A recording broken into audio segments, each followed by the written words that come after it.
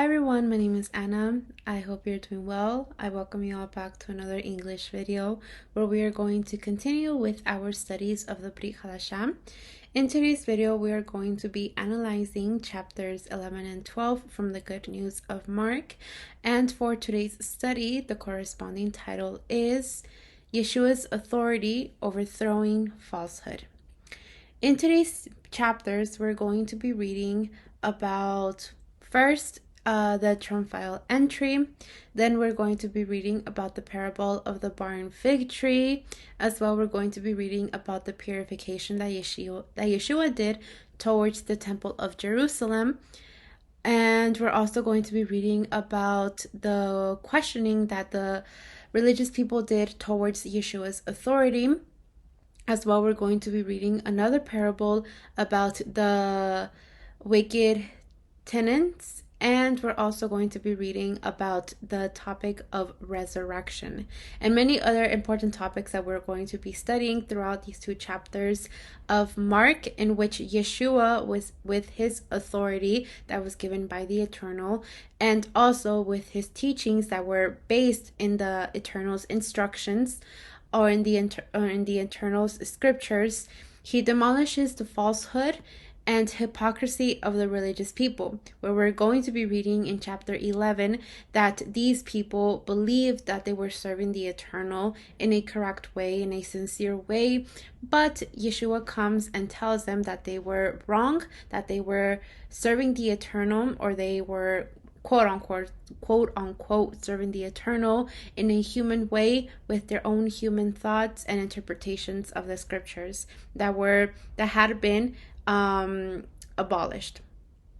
On the other hand, we will also be reading about a person who did not demonstrate the falsehood or hypocrisy of the religious people, but rather she became a good example of what it means to live by giving good fruits and also living with sincerity. And this perfect example we're going to find in chapter 12, the last verses, with the story of the widowed woman who gave everything she had. With this short introduction of what we are going to be studying throughout these chapters 11 and 12 of Mark, we're going to now begin with chapter 11, verses 1 to 11, that say, "Now when Yeshua drew near to Jerusalem, to Bethphage and Bethany at the Mount of Olives, Yeshua sent two of his disciples and said to them, 'Go into the village in front of you, and immediately as you enter, you will find a colt tied, on which no one has ever sat. Untie it and bring it. If anyone says to you, "Why are you doing this?" say, "The Messiah has need of it and will bring it back here immediately." And they went away and found a colt tied at a door outside in the street, and they untied it. Verse 5, "And some of those standing there said to them, 'Why are you doing this, untying the colt?'" And they told them what Yeshua had said, and they said, and the people let them go. Verse 7, "And they brought the colt to Yeshua and threw their cloaks on it, and he sat on it. And many spread their cloaks on the road, and others spread leafy branches that they had cut from the fields. And those who went before and those who followed were shouting, 'Hosanna! Blessed is he who comes in the name of the Eternal. Blessed is the coming kingdom of our father David. Hosanna in the highest.'" Verse 11, "And he entered Jerusalem and went into the temple, and when he had looked around at everything, as it was already late, he went out to Bethany with the 12 disciples. In this section of verses, the first thing that we can read is that apparently Yeshua, along with his disciples, they were getting closer to the city of Jerusalem. This was represented, or it meant that Yeshua's death was also approaching, because just as we studied in the Gospel of Matthew, and that we're also getting closer to studying in this Gospel of Mark, is that in the temple of Jerusalem, it was the indicated place where Yeshua had to surrender himself as a perfect korban, or a perfect offering. So for this reason, it is why we can notice, we can notice that Yeshua's death was approaching. But in this case, in this section of verses, we can read that before Yeshua enters Jerusalem, he sent two of his disciples to go to the nearest village that was near them, to the nearest village, so that they can go get a colt or a donkey, which Yeshua was going to use to mount and therefore enter the city of Jerusalem. The verses narrate that the disciples, when going to this village that Yeshua had told them that they were going to find the donkey, they were able to find it without any problem. They found it without any problem. But we can read that when the disciples were untying this donkey, the people who were there questioned the disciples what were they doing, which they responded just as Yeshua told them, saying, "The Lord," or Yeshua, "needs it and will send it back immediately." In this response of the disciples, we can read that it proves that by that time, Yeshua's fame was already well known for what he would do, for his teachings, his parables, miracles, liberation of demons, healings, etc. So because of this, or thanks to Yeshua's testimony, is that when the disciples are questioned of why they are taking the donkey when it was not theirs, the only thing they have to do is just say Yeshua needs it, but he will send it back immediately once he is done. And with this answer, the people, they didn't question anything else. They didn't say anything else. Rather, what they did is they let the disciples do what they had to do, because they were understanding everything that was happening. We can even read that they did not even try to prevent the disciples from taking the monkey. So here, once again, it proves us that that Yeshua's ministry was already well known within the people that were outside of Jerusalem. Now, this animal that is mentioned within these verses, of which Yeshua asks for, it is important that the disciples would bring this colt or donkey to Yeshua. In other words, the disciples couldn't bring another type of animal, because it had to be specifically a donkey, because in that way it would agree, or it would be fulfilled with what had been prophesied in Zechariah 9 verse 9, where the prophet says, "Rejoice greatly, daughter Zion. Shout, daughter Jerusalem. See, your king comes to you, righteous and victorious, lowly and riding on a donkey, on a colt, the foal of a donkey." So here we can read, and it makes it clear as to why Yeshua specifically asks for a donkey and not for any other animal, so that it can be fulfilled with every element of what had been prophesied by the prophet Zechariah. When reading these verses from Mark, one might wonder, why is it that Yeshua didn't enter the city of Jerusalem on a horse like many of their kings of Israel would do? But the reason why Yeshua, in this case, he uses a donkey and not a horse to enter the city of Jerusalem was because, according to the Eastern tradition, a donkey represented an animal of peace, in comparison to the horse, which represented an animal of war.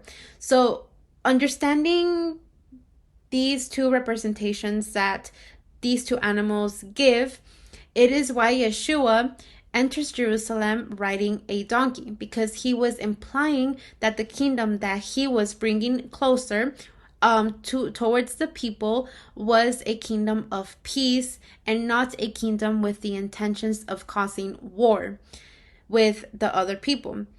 And this was something that Yeshua, or it was important for Yeshua to also come into the city of Jerusalem in a donkey, because it was also going to, bring down the, the, the, the expectations that the people of Israel had regarding the coming of the Messiah, because the Israelites of that time expected their king or their Messiah to come, causing wars so that the Messiah or Yeshua could free Israel from the oppression of Rome that they were going through in that time. So when Yeshua does this act of humility by mounting a donkey in front of the crowd, he knocks down the expectations and also falsehoods that the religious people had already taught throughout the years to the people of Israel about how the Messiah was going to come, because they had thought that the Messiah was going to come with power and authority, which is why it was expected that Yeshua would enter Jerusalem on a horse like the other kings of Israel would do. But Yeshua does the opposite, and therefore he knocks down the falsehood of the religious people according to his coming. So this is the first thing that we can see, or the first event where Yeshua knocks down the falsehood that had been taught by the religious people towards the people of Israel. Another thing that we can read within these verses is that Yeshua enters Jerusalem. Is that when Yeshua enters Jerusalem, the people who received him, it narrates these verses that they had received him with their cloaks and branches that had been freshly cut from the fields. And they not only do they lay this down on the ground, but they also start acclaiming part of what the song says in Psalms 118 verse 25 to 26, that says, Lord, give us, Lord, save us, Lord, grant us success. Blessed is he who comes in the name of the Eternal. From the house of the Lord, we bless you. So in these verses of Mark, we can read that these words that the people of Israel, or that the multitude, were saying when they were receiving Yeshua in the city of Jerusalem, they were only reciting what had been said in Psalms 118 verse 25 to 26. Another thing that we can read within these verses of Mark is that the word Hosanna is mentioned. This is the Hebrew translation of save now, just as it is said in the book of Psalms 118. And in this word, or this exclamation that the multitude do, saying Hosanna, which means save now, this shows that evidently the multitudes expected Yeshua to physically establish his kingdom and sit on the throne of David as the legitimate king of Israel. And all of this occurred during the festival where the people of Israel remembered the liberation from the slavery of Egypt that their ancestors had went through. And because of this time of remembrance that they were all going through, it is why the general thought among these multitudes was that how much longer is it that they had to go through, how much longer they had to go through, or how much longer it would take for them to receive the same liberation from the foreign oppression of which they were under, which it came from Rome. And for that reason, it is why the multitudes, when they saw Yeshua enter the city of Jerusalem, when they saw Yeshua enter the city of Jerusalem, they thought that his physical kingdom was now going to be established. But we can read later on, and something that we actually already studied in the Gospel of Matthew, is that Yeshua teaches that his kingdom was not going to be like that, but Yeshua's kingdom was not going to be a physical one or an earthly one, because the kingdom that Yeshua was going to bring was going to be in the heavenly. And this was actually something that we studied in the previous chapter, chapter 10, where Yeshua says that his kingdom is in the earthly things and not in the physical things, in the celestial things and not in the physical things. So this, once again, Yeshua, once again, he tears down the falsehood, the falsehood that the religious people had taught to the people of Israel of how the coming of the Messiah, or even how the kingdom of the Messiah was going to be established. On the other hand, in verse 11, we can read that Yeshua only passes through Jerusalem. We can read that he does not yet settle himself in Jerusalem so that he can give himself as that perfect korban. But rather what he does, it says in these verses that after this event had occurred, he, along with his disciples, they returned to Bethany. And continuing with verses 12 to 14, we can read that it says, "On the following day, when they came from Bethany, he was hungry. And seeing in the distance a fig tree and leaf, he went to see if he could find anything on it. When he came to it, he found nothing but leaves, for it was not the season for figs. And he said to it, 'May no one ever eat fruit from you again.' And his disciples heard it."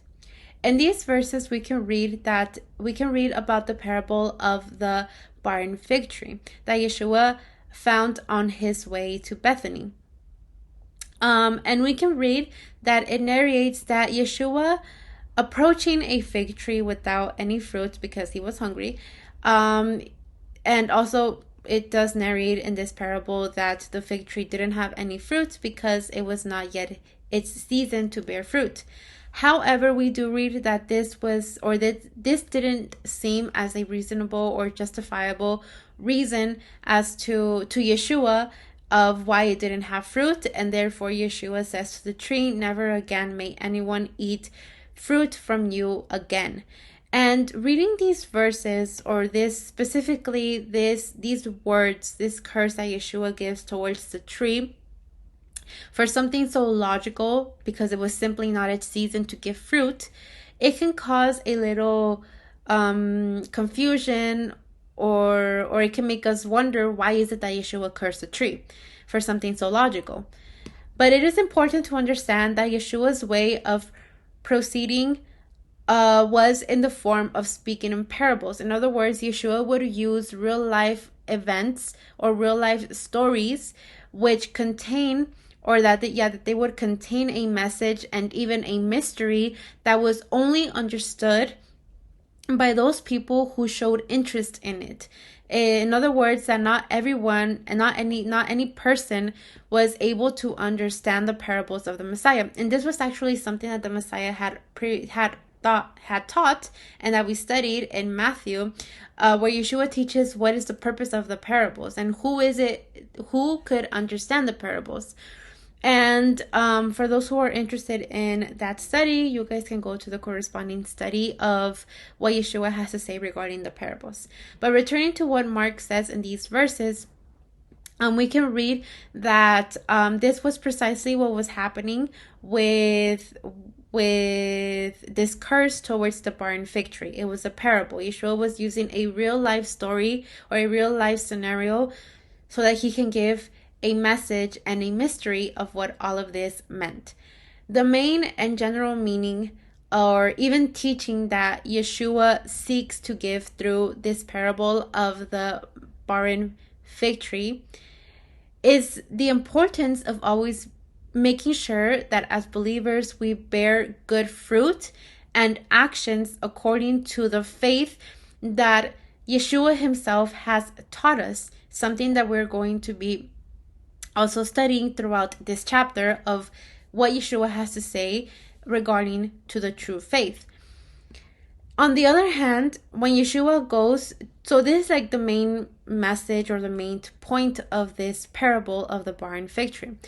However, when Yeshua goes to the tree and finds no fruit, for which he curses it, In that moment, he was referring to the religious leadership that, due to their hypocrisy, falsehood, and mediocrity, they were not bearing good fruit when Yeshua came to this world. That is, that Yeshua found them barren. Yeshua found them sterile. Yeshua found them in sin. They were living in sin, for which Yeshua took away their leadership and therefore gave it to his disciples, who the disciples were bearing good fruit.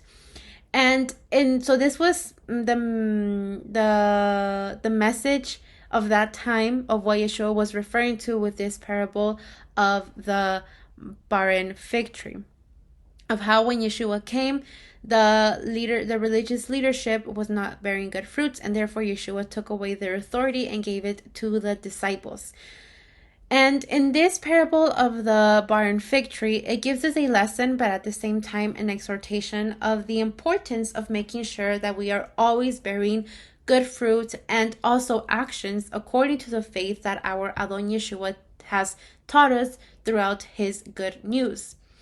Because if we do not give good fruits or good actions, then just as it happened with the religious leaders of that time of the Messiah, in the second coming of the Messiah, if we are found in sin, if we are found sterile, then we will receive curse. In other words, we are not going to receive that eternal life. We're not going to receive that eternal peace, but rather we are going to receive that eternal torture that we ourselves gave, or that we gave to ourselves because our actions, our fruits were not the correct ones, and they were based only in what the world expects from us and what the religions expect from us, and not in what the eternal expects from us. And while this is a teaching and exhortation that we can receive throughout this parable of the barren fig tree. Continuing with verses 15 to 19, we can read about the purification that Yeshua does towards the temple of Jerusalem. And here, once again, Yeshua, we can read that he knocks down all the falsehood that the religious people of that time had not only taught to the people of Israel, but also to the people that would go up to Israel. And in this case, we can read that the first thing that Yeshua did when he enters the temple of Jerusalem is that he begins to drive out the people who sold and also bought inside the temple of Jerusalem. And he does this by saying to them, "It is not written, 'My house shall be called a house of prayer for all the nations,' but you have made it a den of robbers." This expression of Yeshua can sound harsh. It sounds pretty straightforward. But the reason why Yeshua expresses himself this way is because in the Jewish law, it had reached the point where the religious people required the other people who would go up to Jerusalem to sacrifice animals or even give vegetables for their sacrifices or offerings that they would give to the Eternal. They expected these animals and vegetables that the people would bring to be immaculate. In other words, they expected them to be completely perfect without any type of scratch, dirt, error, etc. Let's remember that the people that would go up to Jerusalem to present offerings or even sacrifices to the Eternal, their way to the temple was long because some of them would come from places far, far away. And for this reason, it is why because due to this long travel that the people would have to do so that they can go up to the temple of Jerusalem, it is why it got to the point where it became a custom that in order to avoid that on their way to the temple of Jerusalem, their fruits or their vegetables or even their animals got spoiled, people preferred to raise the animals in their house. Then they would sell them to other people that lived nearby, and with what they would receive from what they sold, they would then buy in the temple of Jerusalem fresh vegetables, fruits, animals, etc., so that they can present their offering or their sacrifice to the Eternal. And in this way is how they would fulfill the requirements of the Jewish law. So this is the reason as to why in this point, or in this point of Yeshua, where Yeshua goes to the temple of Jerusalem, why they were selling was because of this reason. And also it is for this reason that the people that were selling inside the temple, specifically for that type of people who would make this pilgrim, or that would pilgrim towards the temple of Jerusalem, it is why people would start selling in the temple of Jerusalem. Now, with all of this, or understanding the reason as to why it got to this point of selling in the temple of Jerusalem, the problem that Yeshua had with this was not because people were selling, but rather it was because it diverted the people from the main purpose in the service to the Father. Since although it was true that, yes, and something that we can read within the Torah, is that part of the service of the Father in the temple was concentrated on the sacrifices of various animals allowed according to the Mosaic law. In other words, in the Torah, in its time, we studied that the animals, vegetables, all the elements that had to be presented in the sacrifices and offerings that were given to the Eternal by the people of Israel had to be perfect. They couldn't have any type of error. So yes, in that part, it was understandable. It was true. It was correct what they were doing, or correct to the reason as to why they would sell all of these elements in the temple of Jerusalem, so that they can present perfect offerings, perfect sacrifices. But in the other hand, it also meant that, or the problem that, or what caused the problem, and which Yeshua was against, it was that during the festivities, during these pilgrimage festivals that the people of Israel would go to Jerusalem so that they can give their offerings and sacrifices, it would cause the prices of these elements that were required to perform an offering or a sacrifice, its prices would rise. And it is here where the man, by human condition, regardless of the religious position, they would fall into falsehood. Just as Yeshua says when he tells them in these verses, believing that they served the Father, but in reality they were moved by wealth. And in these words of Yeshua, and also focusing in the way that he acted, it is where the teaching of Yeshua knocks down the falsehood of the religious people. This is also done by making use of the prophecy of Isaiah 56 verse 7, and what also is said in Jeremiah 7 verse 11. Although if we do read these verses that I just mentioned of these prophets, although in their cases the prophecy had referred to the problem of idolatry that was happening in the time of the prophets with the people of Israel, but in this case Yeshua uses these passages to denote the same problem that was happening in the passage of Mark towards this big error that was happening, or this big error that was happening within the temple of Jerusalem, that the people were selling not with the purpose of helping others, but rather they were only invested, or they were only interested in the wealth that they received in selling these elements inside the temple of Jerusalem. So this was the problem that Yeshua had with this situation. Lastly, in this section of verses of the purification that Yeshua does towards the temple of Jerusalem, we can read that the reaction of the people towards the words and actions of Yeshua causes astonishment. While the religious leaders, they feared what the words of Yeshua could cause. And this gave them, the religious people, it gave them one more reason why they wanted to get rid of Yeshua. Because once again, Yeshua, he knocks down the falsehood that the religious people had taught to the multitudes. Here we can see one more error on the part of the religious people. and which also represents the human condition, which is that these religious people, instead of applying this exhortation that Yeshua gives them about their services that were done incorrectly, instead of applying it, they resent him and hate Yeshua even more, so much so that their desire to kill him grows more and more. And this teaches us that every exhortation that we receive, whether it is from a mom, a dad, a brother, a sister, or even a brother and a sister of the faith, or even that we can receive from the word of the Eternal, we should apply the correction and not discard it, letting ourselves be carried away by our human emotions.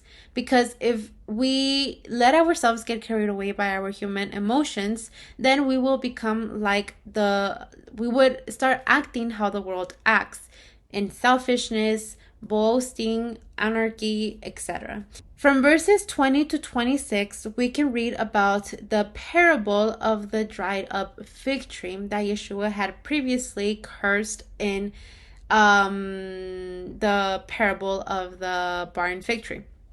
In this section of verses, we can read and also understand that Yeshua had the authority of the Father and the ability to do anything.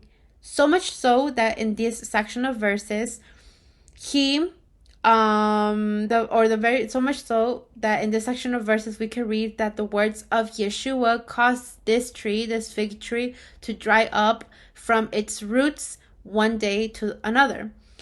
In this section of verses, Yeshua, with his words, once again demolished the falsehood of the religious people. First, we can read that Yeshua teaches about true faith in this parable of the dried up fig tree. And he does this, or we can read this teaching of faith in the words that Yeshua says to his disciples in these verses of Mark, where Yeshua says, "Have faith in Elohim. Truly I say to you, whoever says to this mountain, be removed from there and thrown into the sea, and does not doubt in his heart, but believes that what he speaks will happen, will obtain it." These verses of Yeshua that he says towards his disciples, when someone reads it, it could sound like something incredible for a person with faith to move a mountain. But what Yeshua refers to when he was saying the mountain is that he was referring to the mountain of Zion. In other words, he was referring to Jerusalem, which in its due time, their faith would be thrown into the sea, which is to the nations. And we can even read this being fulfilled in John 4, verses 21 to 24, where Yeshua tells the Samaritan woman the correct way, or how it was now going to be the correct way to serve the Creator. Yeshua says, "Neither on this mountain nor in Jerusalem will you serve the Father, but true servants will serve the Father in spirit and in truth." Here we can read what was being fulfilled, where Yeshua says that Jerusalem was not going to continue being the indicated place to serve the Father, nor was the mountain of the Samaritans was going to be the indicated place to serve the Father, but rather the true servants or the true disciples of the Father will serve him in spirit and in truth, and not in a physical place. In these words of Yeshua that we can read not only in John, but also in these verses of Mark, it demolishes the falsehood of the religious people. Why? Well, because Yeshua clarifies that the Creator was no longer going to be served in the temple of Jerusalem, but in spirit and in truth, through the Messiah.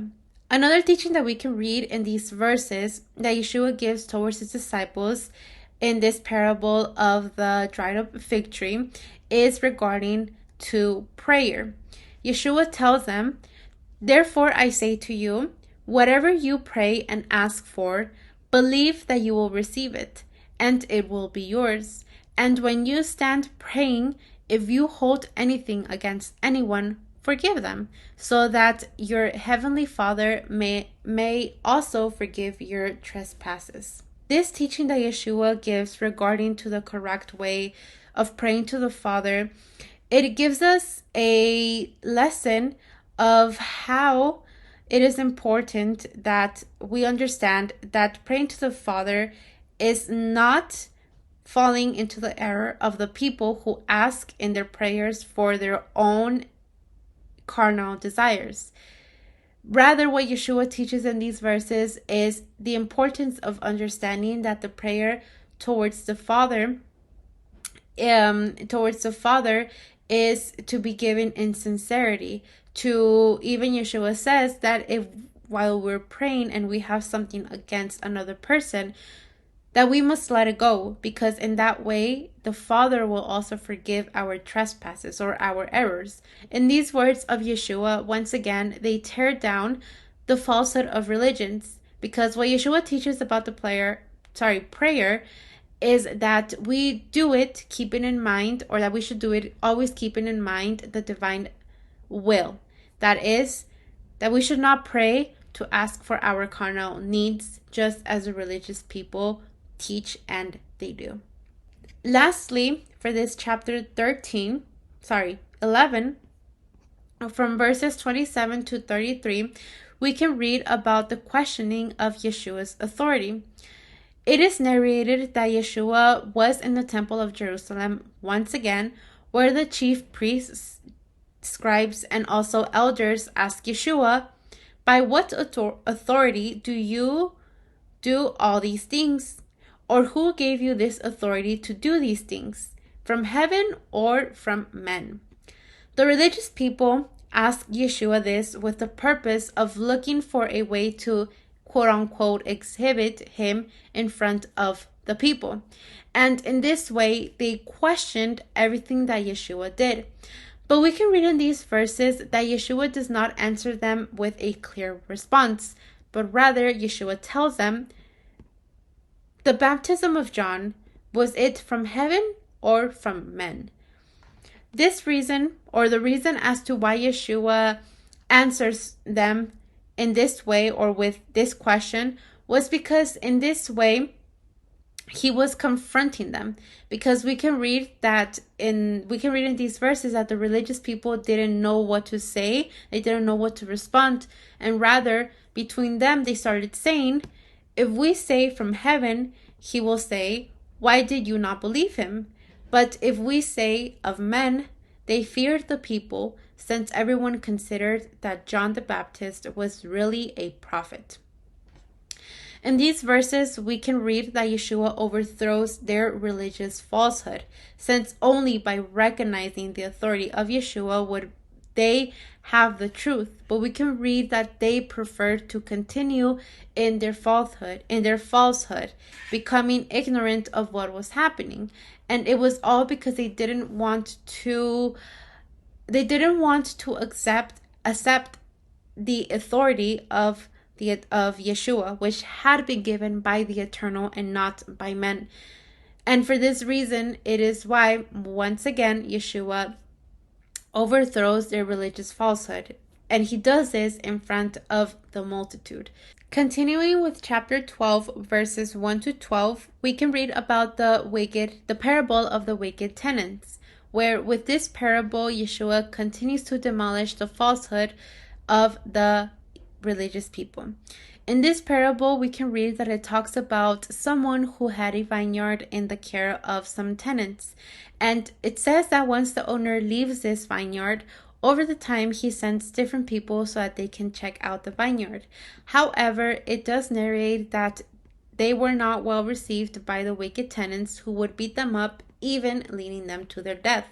And they did the same thing with the owner's son, for which they received the consequences. In this parable of the evil tenants, it was a parable that had already been known to the Israelites because of the prophet Isaiah. And in this parable, the vineyard symbolizes the people of Israel. And this is according to what we can read in Isaiah 5, verse 7. And the reason why on the other hand, the owner of the vineyard symbolizes Elohim, while the son of the owner of the vineyard, whom the evil tenants killed, represents Yeshua. who was killed by the religious people. So in this case, we can read that Yeshua, when he tells this parable in front of the religious people, they clearly understood that the parable applied in a special way to them and their hypocrisy that was taking the role of the evil tenants. And this causes, once again, another reason it gives the religious people another reason to hate Yeshua and therefore seek to imprison him for what he was saying. But we can read that the only thing that stopped these religious people from imprisoning Yeshua was that they feared the multitude that had followed Yeshua, and therefore they didn't imprison him. To accompany this parable, we can also read that Yeshua mentions another written reference saying, "The stone which the builders rejected, this one became the cornerstone." In this reference that Yeshua mentioned accompanying this parable of the wicked tenants, he was pointing out to a true event in the history of Israel. And this was regarding to the incident that was related to the construction of the sanctuary or temple that King Solomon was building.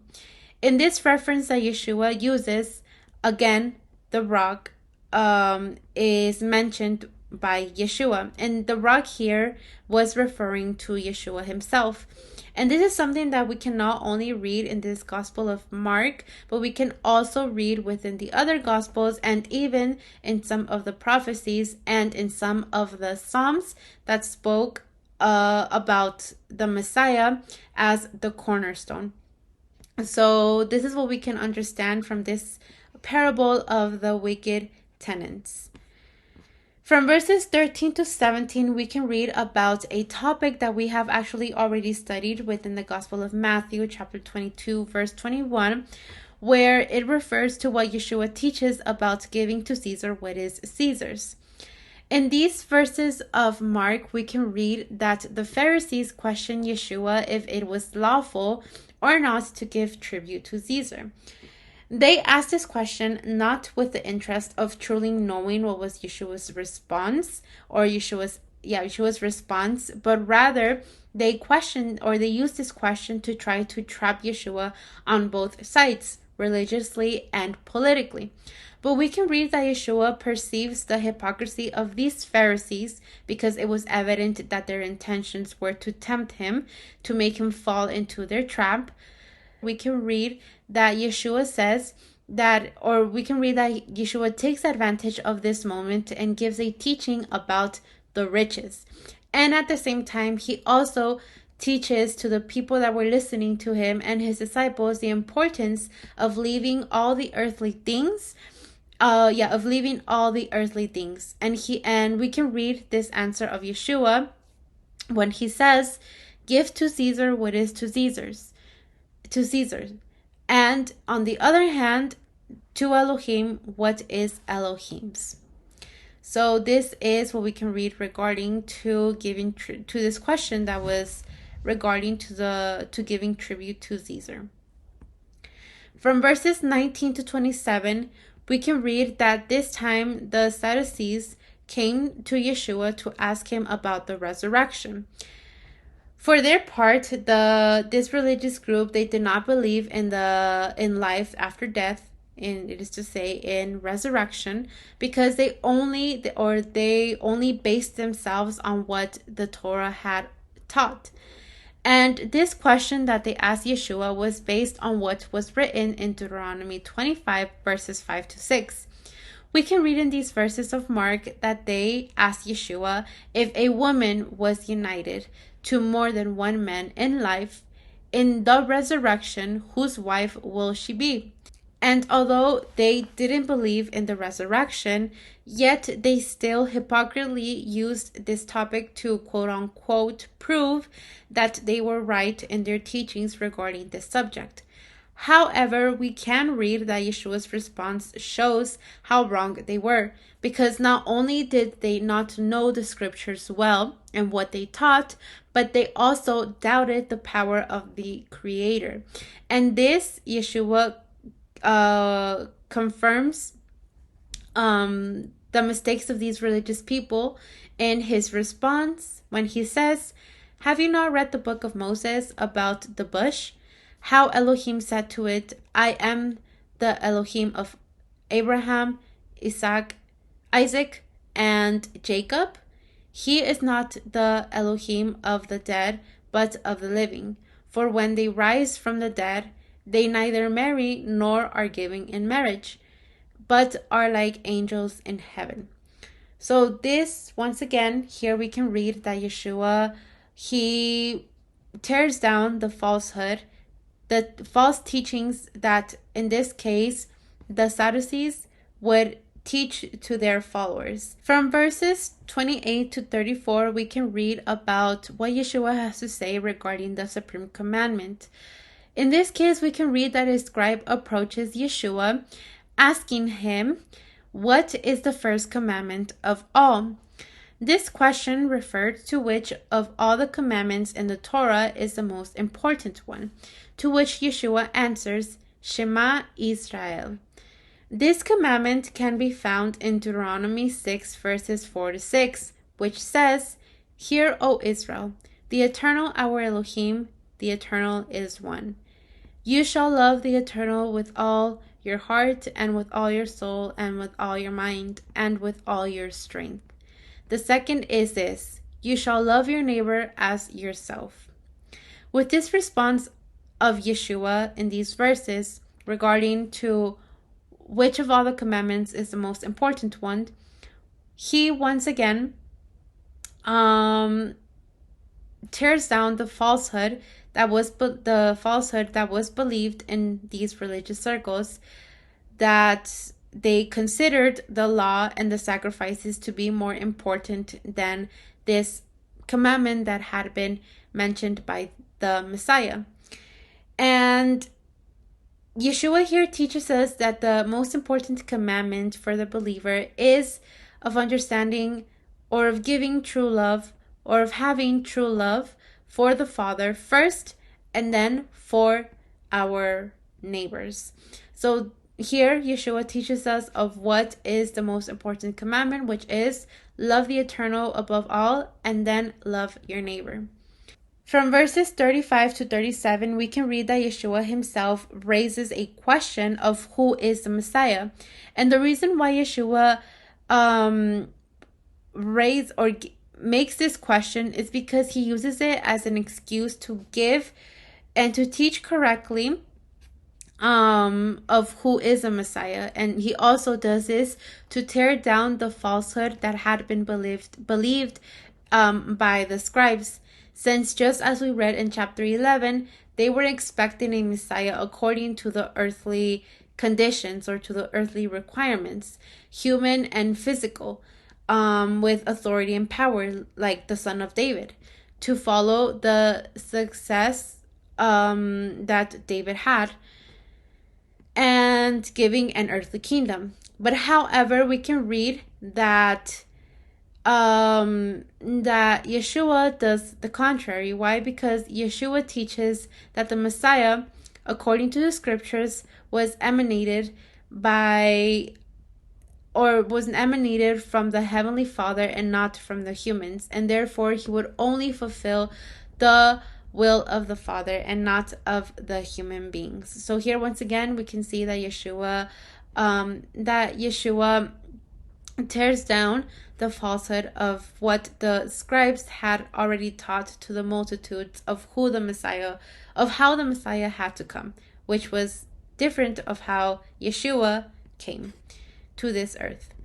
And finally, to finish with today's study, from verses 41 to 44, we can read about this perfect example that I had mentioned in the introduction of this video, of this widowed woman who gives her offering with everything that she had.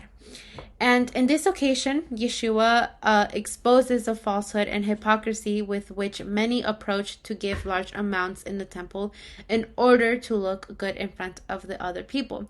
But we can read that in reality, Yeshua says that it was only the leftovers that they gave. This example of the widowed woman, it gives us a big lesson, because even though she was a widowed woman and only had what was necessary, that is to say, economically, she did not have much. However, she still gave everything she had in this offering. And here we can see the sincerity of this woman, because she did not pretend to be something like it was the case of the other people who would pretend that they had a lot and they would give big amounts. But just as Yeshua said, it was only the leftovers. In this example of this widowed woman who believes in sincerity and lives in a sincere way, it teaches us to learn to lead or to live a life in sincerity. That is to say, that if we have a little or if we have a lot, we should not try to pretend something that we might have just to look good in front of the worldly eyes, who only let themselves be carried away by temporal things. But rather, we should always try to live in sincerity and be grateful to the Creator for what we have, always taking the example of the Messiah and his disciples, who didn't have much and who didn't have a lot but didn't have a little, but yet they were still grateful with the Father for everything that they had, and they were putting their focus in what truly mattered, which was fulfilling with their calling. And this is the example that we must take, not the example of the religious people who their focus was in the human recognition that they could receive. And well, this is all for today's video. Thank you very much for your time, and we will see each other in the next study.